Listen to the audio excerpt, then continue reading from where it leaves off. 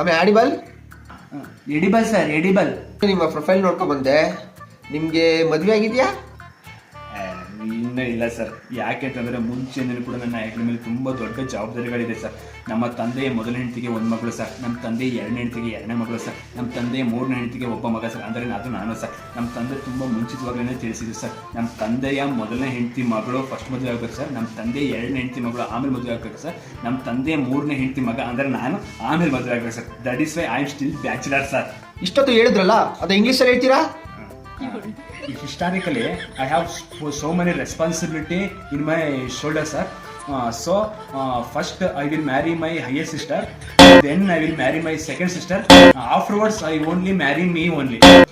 My father also told very strictly, he will marry his first daughter, then he will marry his second daughter, then only he marry me.